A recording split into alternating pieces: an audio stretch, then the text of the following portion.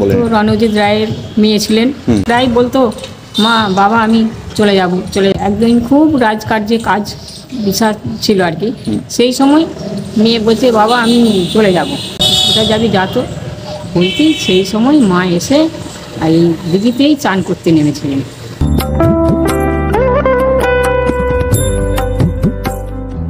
আমার নাম পীযূষ রায়। আমি রাজা রণজিৎ রায় পূর্বপুরুষের আমল থেকে যে বংশধর পরম্পরা চলে আসছে সেই বংশধর। আমাদের এই গড়বাড়ির যে 30টা ফ্যামিলি আছে, 30 জনই রাজা রণজিৎ রায়ের বংশধর।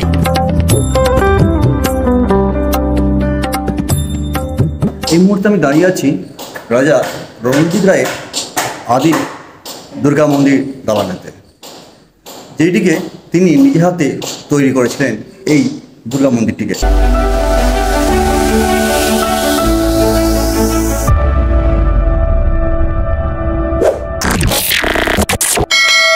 Hello friends, welcome back to my new blog. So কেমন আছো তোমার সবাই? আই হোপ তোমার সকলেই ভালো আছো। তো আজকে চলে এসেছি তোমাদের কাছে একটা নতুন ব্লগ নিয়ে। আজকে আমরা চলেছি হুগলি জেলার আরামবাগের সন্নিকটে গড়বাড়ি এলাকার সিদ্ধপুরুষ রাজা রণজিৎ রায়ের রাজবাড়ি পরিদর্শন করতে, সেই সঙ্গে ঐতিহাসিক দিঘির কাহানিকে তুলে ধরতে। আর একটা কথা, সব থেকে তোমাদেরকে আমি অনেক অনেক ধন্যবাদ দিচ্ছি এই কারণে, আজকে আমার ছোট্ট পরিবারের 1000 সাবস্ক্রাইবার পূরণ হয়েছে। তো এর জন্য আমি অনেক অনেক হ্যাপি, আর সেটা সম্পূর্ণ হয়েছে তোমাদের ভালোবাসা এবং আশীর্বাদে। এর জন্য আমি তোমাদের কাছে চিরকৃতজ্ঞ থাকবো। আর যারা এখনও পর্যন্ত আমার এই ছোট্ট চ্যানেলটিকে সাবস্ক্রাইব করোনি, তারা ফটাফট সাবস্ক্রাইব করে দাও, আর পাশে থাকা বেল আইকনটি বাজিয়ে রাখো, যাতে পরবর্তীতে এরকম নিত্য নতুন ভিডিও পেতে পারো সবার আগে আমারটা। তো চলো আগে যাওয়া যাক। বন্ধুরা, গন্তব্যে যাওয়ার আগে আমরা জেনে নেব এই রাজা রণজিৎ রায় কে ছিলেন। প্রায় 600 থেকে 700 বছর আগে ঘটে যাওয়া এক ঐশ্বরিক ঐতিহ্যবাহী ঘটনা, যেখানে স্বয়ং মা দুর্গা কন্যারূপে এসেছিলেন রাজা রণজিৎ রায়ের কাছে, এবং তারপরেই ঘটে অলৌকিক সেই ঘটনা। হ্যাঁ বন্ধুরা, প্রায় 1500 খ্রিস্টাব্দের প্রথম ভাগে ছিল রাজা রণজিৎ রায়ের রাজত্বকাল। জানা যায় ওই সময় গৌড়েশ্বর বাংলার সিংহাসনে আসীন ছিলেন আলাউদ্দিন হোসেন শাহ। 1486 খ্রিস্টাব্দে নদিয়ার নবদ্বীপে শ্রী শ্রী চৈতন্য মহাপ্রভুর মহান আবির্ভাব ঘটে। শ্রী চৈতন্য মহাপ্রভুর দ্বাদশ গোপাল বৈষ্ণব সাধক দেব বলে বলিয়ান শ্রী অভিরাম গোস্বামীর এই বাইরাতেই আগমন ঘটেছিল। তারপর রাজা রণজিৎ রায়ের সাথে হয় সাক্ষাৎ। তাহার দ্বারাই এই দিঘিতে জার স্থাপন একটি ঐতিহাসিক সত্য বলে গণ্য করা হয়।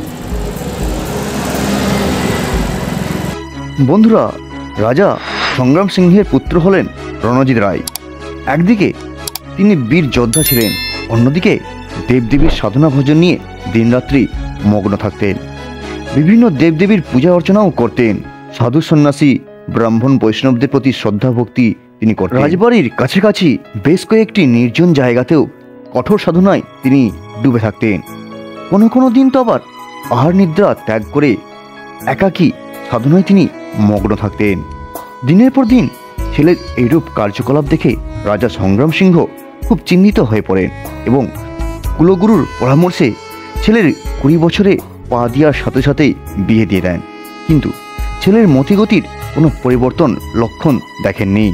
পরিতাপের বিষয় হলো, নাতি নাতির মুখ দর্শন না করেই রাজা সংগ্রাম সিংহ ইহলোক গমন করেন। তারপরে রাজা হন রণজিৎ রায়। বন্ধুরা, এই মুহূর্তে আমি চলে এসেছি রাজা রণজিৎ রায়ের একদম আদি জায়গায়, যেখানে স্মৃতিচিহ্ন স্বরূপ জায়গাটা পড়ে আছে পলাশ গাছ।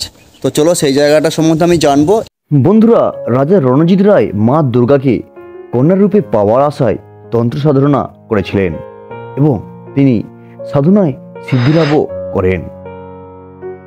তারপরে এই রাজবাড়ির উত্তর প্রান্তে প্রায় 39 বিঘা জুড়ে এক সুবিশাল সরোবর খনন করেন এবং এই সরোবরের পশ্চিম দক্ষিণ পাড়ের সংযোগস্থানে এই পলাশ গাছের নিচেই সাধনার জন্য তিনি ডাকিনী আসন প্রতিষ্ঠা করেছিলেন।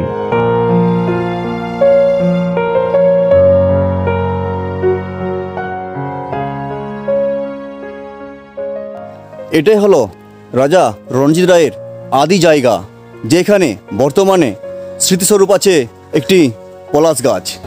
আর এইখানেই এখানকার সমস্ত মানুষ পূজা অর্চনা করে থাকেন, গাছে জল দিয়ে থাকেন প্রত্যেকটা দিন, দেখতে পাচ্ছ। তবে বন্ধুরা, বংশানুক্রমিক রাজ সদস্যদের থেকে জানা যায় যে এখানে রাজা রণজিৎ রায়ের যে বাড়িটি ছিল আজ তা একদমই নিঃস্ব ধূলিসাৎ। কেবলমাত্র কিছু পৌরাণিক ইট ছাড়া আর কিছুই পাওয়া যায় না। আর বর্তমানে রাজ সদস্যদের মোট 30টি পরিবার ভিন্ন অবস্থায় বসবাস করছে এই জায়গাটিতে। বন্ধুরা, এই মুহূর্তে আমি দাঁড়িয়ে আছি রাজা রণজিৎ রায়ের দিঘির পাড়েতে। বর্তমানে এই দিঘির পাড়ে বলতে একমাত্র পুরো নিঃস্ব, গাছগাছালি ছাড়া আর কিছুই নাই। হ্যাঁ বন্ধুরা, একসময় এই দিঘির পাড়ে রাজ পরিবারের মানুষজন ও প্রজাদের ভিড় লেগেই থাকতো, কিন্তু কালক্রমে আজ তা একদমই শূন্য, নেই আর সেই রাজকীয় ছাপ। পড়ে আছে ফাঁকা মাঠ আর ফাঁকা পার। শূন্যতার অন্ধকারে দিন গুনে যাচ্ছে সেই আলোকময় সরোবর। বন্ধুরা, এবারে আমরা যাব রণজিৎ রায়ের প্রতিষ্ঠিত করা মা দুর্গার আদি মন্দিরে। তো চলো সেখানকে আমরা যাব।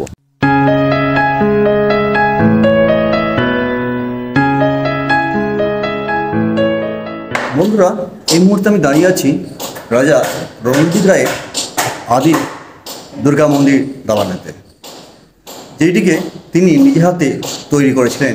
এই দুর্গা মন্দিরটিকে আজ বর্তমানে সময়ের ব্যতিক্রমেতে তা নিত্য নতুন ডিজাইনে পরিণত হয়েছে। বন্ধুরা, রাজা রণজিৎ কন্যা মা দুর্গা রাজার ভুলের কারণে ছেড়ে চলে গেলে তিনি কান্নায় ভেঙে পড়েন এবং মূর্ছিত হয়ে পড়েন। দিন দিন একই রকম অবস্থায় দেখে মা দুর্গা সহ্য করতে না পেরে এক রাতে স্বপ্নাদেশ দিয়ে বলেন, রণজিৎ, তুই সব ভুলে যা, ব্যাকুলতা ত্যাগ কর, আর শরৎকালের আশ্বিন মাসে তুই আমার পূজা করবি এবং ওই সময় 5টা দিন আমি প্রতিমার মধ্য দিয়ে মেয়ে হয়ে থাকব। এই কথা শুনে উৎফুল্লিত হয়ে কুলগুরু এবং আচার্যদেবের পরামর্শে মায়ের পূজার স্থান এই জায়গাটিকেই নির্বাচন করেন এবং মন্দির স্থাপন করেছিলেন। কিন্তু মায়ের মূর্তি কেমন হবে তা নিয়ে চিন্তায় পড়লে স্বপ্নাদেশের মাধ্যমে ঘরের প্রতিমাতে ভেসে ওঠেন মায়ের মূর্তি, প্রায় 14 ফুট লম্বা এবং 12 ফুট উচ্চতায়। মায়ের প্রকাশ মহিষাসুর মূর্তিনি রূপে। প্রতিমার গায়ের রং শিউলির মোটার মতো এবং পদ্মের পাপড়ির মতো টানা টানা চোখ, 10 হাতে রূপর অস্ত্র। আর সেই থেকেই এই রায়বাড়িতে চলে আসে দুর্গাপুজোর রীতি। বন্ধুরা, এই আদি দুর্গা মন্দিরের একটু পাশেই আছে শ্রী শ্রী রাধাকৃষ্ণ এবং দামোদরের মন্দির। এই মন্দিরটিকেও স্থাপন করেছিলেন রাজা রণজিৎ রায়। তবে মন্দিরটি বেশ সুউচ্চ। মন্দিরটিতে টেরাকোটার নকশা না থাকলেও রাজকীয় নকশায় তৈরি করা হয়েছিল এই মন্দিরটিকে। বর্তমানে ক্রমাগত রঙের কারণে সেই নকশাগুলিও বেশ লোপ পেয়েছে।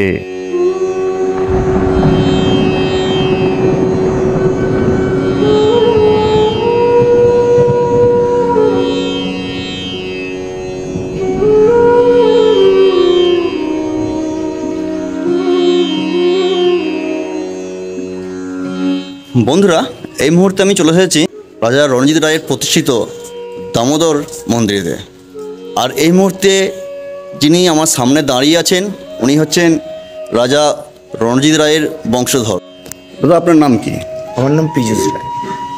আমি রাজা রণজিৎ রায় হয়নি কেউ, তারই পূর্বপুরুষের আমল থেকে যে বংশধর পরম্পরা চলে আসছে সেই বংশধর আমি। আপনি অ্যাকচুয়ালি বংশধর? কিন্তু আমি না, আমাদের এই গড়বাড়ির যে 30টা ফ্যামিলি আছে 30 জনই রাজা রণজিৎ রায়ের বংশধর। তবে আমি যতটুকু জানি উনি এইখানে সব করেছেন, কিছু মালিক ফ্যামিলি আছে, তাদেরকে নিয়ে এসে জায়গা দিয়ে সম্পত্তি দিয়ে বস করিয়ে রেখেছিলেন। উনি আমাদেরকে পুরো ঘিরে রেখেছিলেন।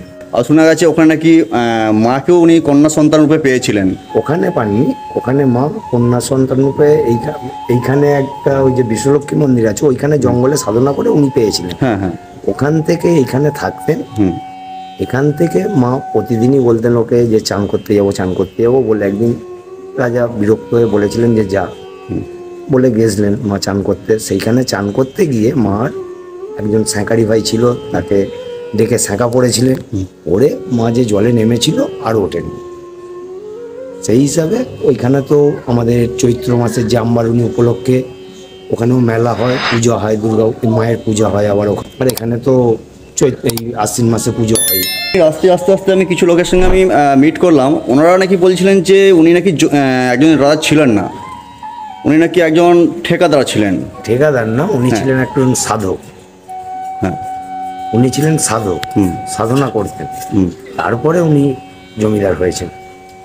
সাধনা করার পর মাকে কন্যা রূপে পেয়েছিলেন, রাজা হয়েছেন। দাদা ধন্যবাদ আপনাকে।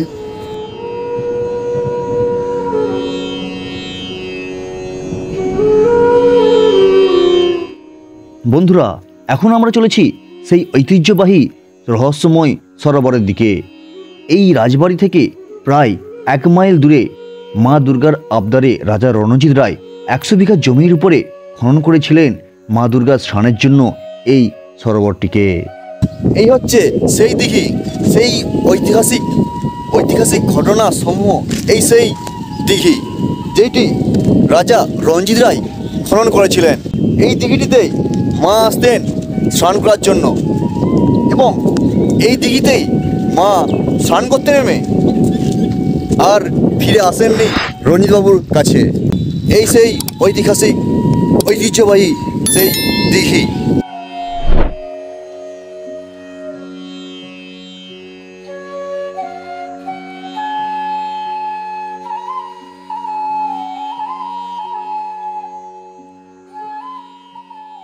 মা দিদি বলেন। তো রণজিৎ রায়ের মেয়ে ছিলেন। উনি মানে ছোট থেকে মানুষ করেছিলেন। তখন মা প্রায় বলতো, মা বাবা আমি চলে যাব। তখন বাবা বলতো, না মা কোথায় যাবি। একদিন খুব রাজকার্যে কাজ বিষয় ছিল আর কি। সেই সময় মেয়ে বলছে, বাবা আমি চলে যাব। তখন বলেছে বাবা, আচ্ছা মা কোথায় যাবি যা তো। বলছি সেই সময় মা এসে এই দিঘিতেই চান করতে নেমেছিলেন। তখন একটা শাঁখারি ব্রাহ্মণকে বললেন যে আমাকে 2টো শাঁখা পরিয়ে দাও তো। তখন শাঁখারি ব্রাহ্মণ বললেন, না আমার তো পয়সা চাই। বললো, আমার বাবার নাম রণজিৎ রায়, আমার বাবার বলবে কলঙ্গাতে পয়সা রয়েছে, ফিরি 10টা হাতে শাঁখা পরিয়ে সে চান করতে নেমেছে।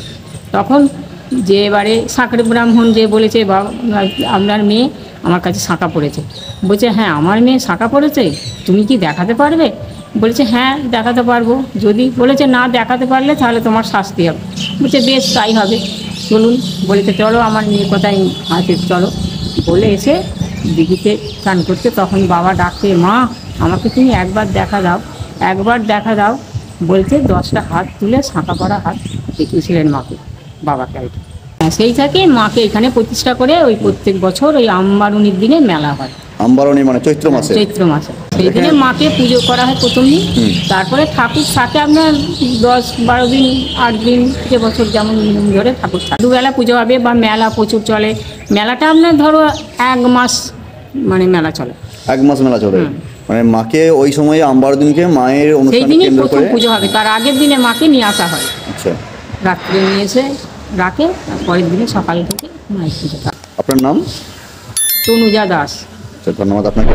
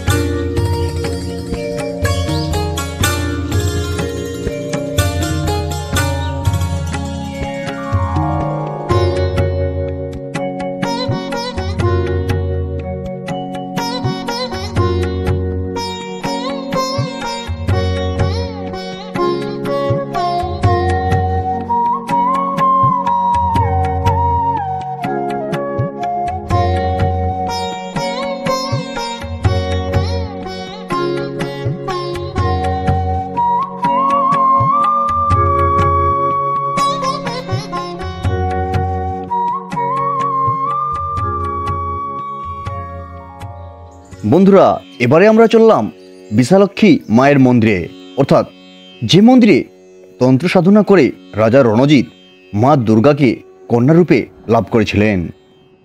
তো বন্ধুরা, তো দেখতে পাচ্ছি এটা হচ্ছে মা বিশালক্ষী মায়ের মেন গেট, মায়ের বিশালক্ষী মন্দিরে প্রবেশ করার মেন গেট। তো চলো এখন আমরা ওইখানেই প্রবেশ করব। হ্যাঁ বন্ধুরা, সময়টা ছিল 1858 খ্রিস্টাব্দ। মায়ের মন্দিরটিকে প্রতিষ্ঠা করা হয়েছিল। তবে এই মন্দিরে এক রাত্রে ভয়ঙ্কর ঘটনার মধ্য দিয়ে রাজা রণজিৎ মা বিশালক্ষী মায়ের কাছ থেকে মা দুর্গাকে কন্যারূপে পাওয়ার বরপ্রাপ্ত হয়েছিলেন। বন্ধুরা, এই মন্দিরের প্রতিটি কোনায় কোনায় দেখতে পাবে টেরাকোটার নকশা এবং রামায়ণ মহাভারতের রাম রাবণের যুদ্ধের নকশার ছবি এবং শিবপুরাণের অসুর ও দেবতাদের মধ্যে সমুদ্র মন্থনের প্রতিচ্ছবিও বর্তমান।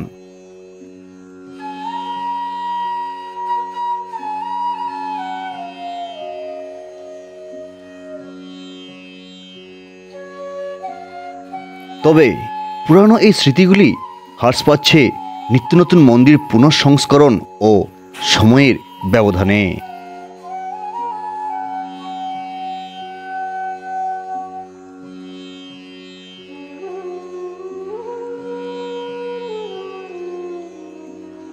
এবার বলি, তোমরা এখানে আসবে কিভাবে? বাসে করে আসতে হলে তারকেশ্বর টু আরামবাগগামী বাস ধরে ডিহিবাইড়া বা জয়রামপুর বাসস্ট্যান্ডে নেমে টোটো ধরে আসতে পারো মা দুর্গা দিঘি সরোবরে। মেলার সময় থাকে চৈত্র মাসের আমবারণীর দিন। এবং ট্রেনে হলে আরামবাগ স্টেশনে নেমে টোটো ধরে আসতে পারো এই মা বিশালক্ষী মন্দিরে এবং মা দুর্গা দিঘি সরোবর অর্থাৎ রঞ্জিত রায় ওই ঐতিহ্যবাহী দিঘি সরোবর দর্শনে। সো বন্ধুরা, আজকে ভিডিওটা কেমন লাগলো তা দেখে কমেন্ট করে জানাতে ভুলো না। আর চ্যানেলে নতুন হলে সাবস্ক্রাইব করে সাথে থেকো। তো চলো, দেখা হচ্ছে নতুন কোনো এক ভিডিওর মাধ্যমে নতুন কোনো এক জায়গাতে। তো চলো, টাটা।